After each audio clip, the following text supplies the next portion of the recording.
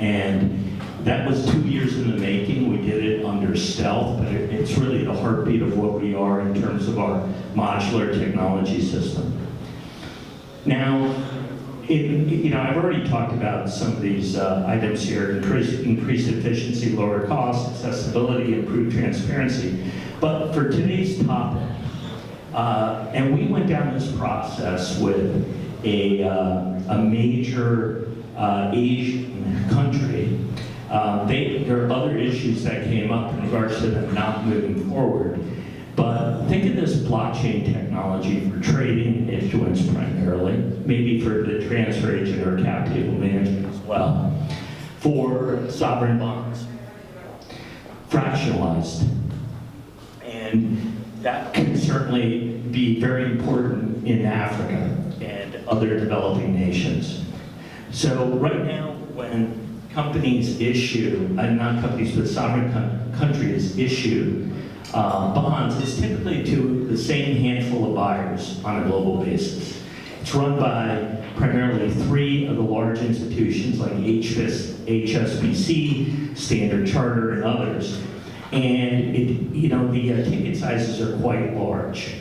So with the utilization of blockchain and potentially accessing the diaspora outside the country who want to support the country for project finance opportunities, not only sovereign debt for the treasury, but in regards to expanding that, that's what blockchain delivers.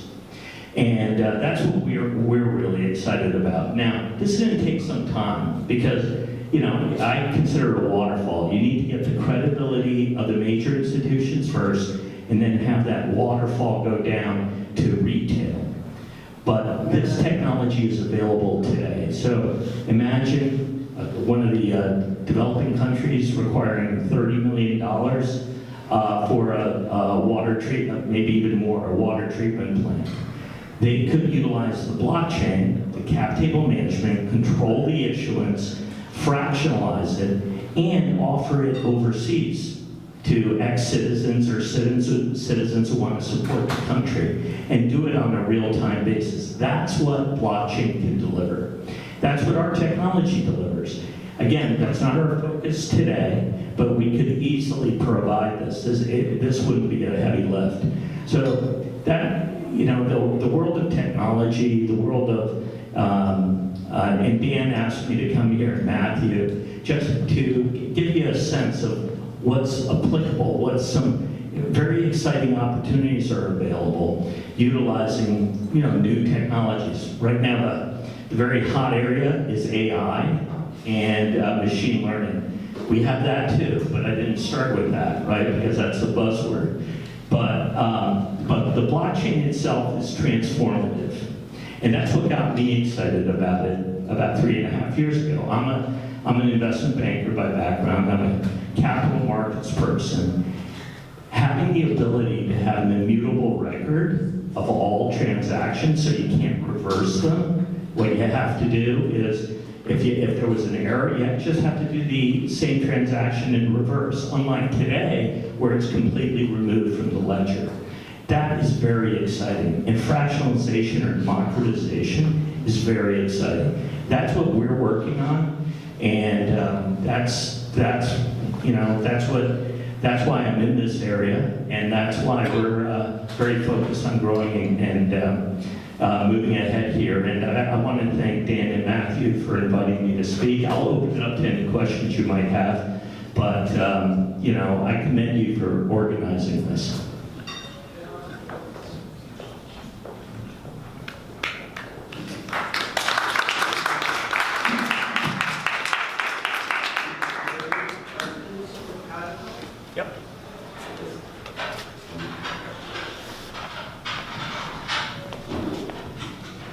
Great presentation, right? And I already see the potential of this.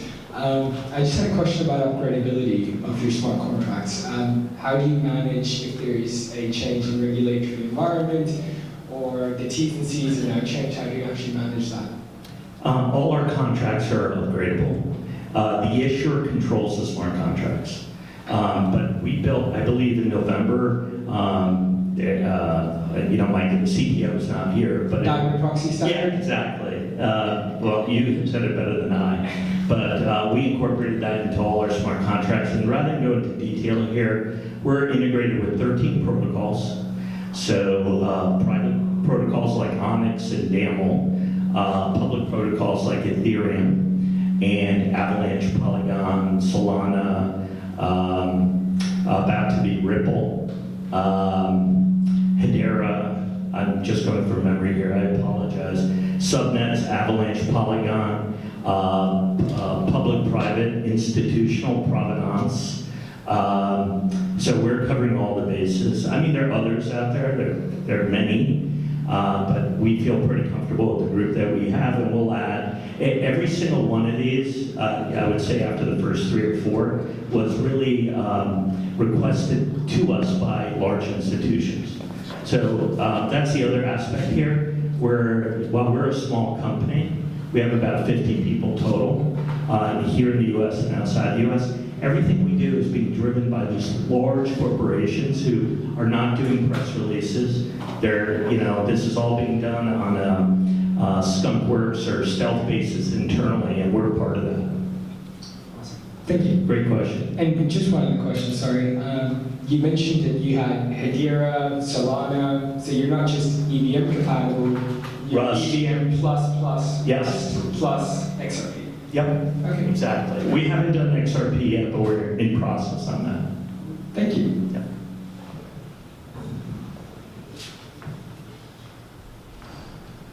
Thank you for the presentation as well. I would like to know, and we would like to know, do you back up, will that technology will be backed up by real assets, like mining assets, for example? Yeah, exactly. That's all we do. So in the US, it's all real assets when I say securities. But right now, the low-hanging fruit is real estate. Tokenizing the whole building and then fractionalizing it as an example.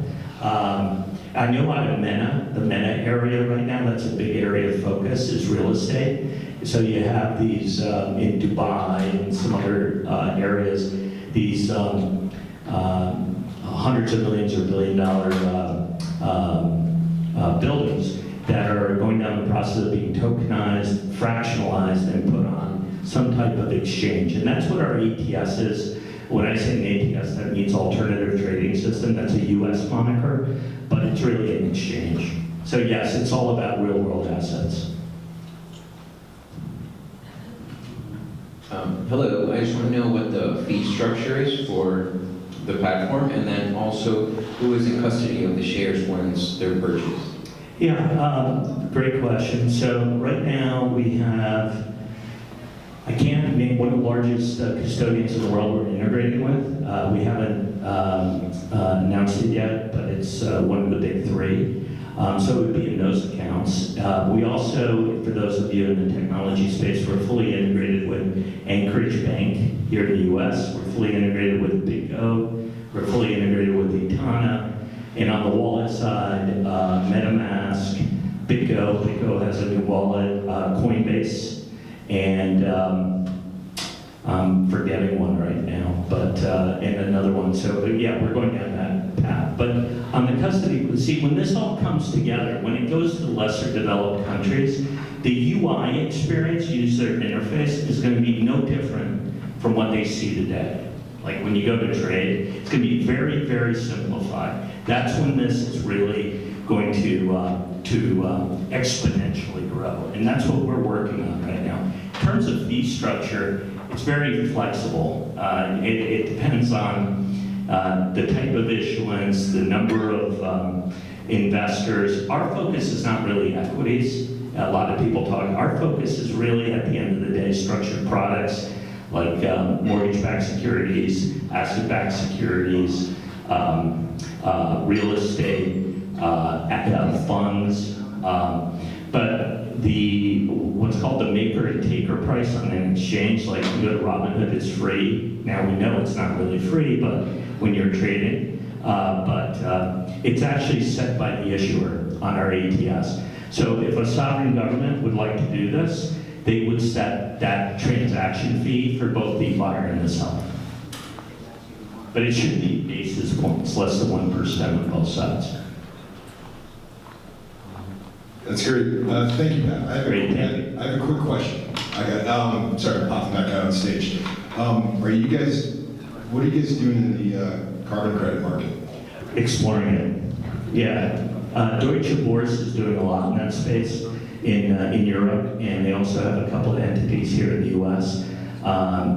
There have been some announcements. That's the one thing about blockchain exchanges, et cetera. There are a lot of headlines, not much behind it, except I'd say Deutsche Börse is doing a lot. So we're doing a tremendous amount of examination of it. We don't have a CFTC license, what's called an SFO, in order to trade, but carbon credits are a bit of a murky area in the United States. Outside the United States, it's much more developed, and we're talking, when I say we're exploring it, we're talking to partners who understand it really well, would like to utilize our technology, but we haven't signed anything yet.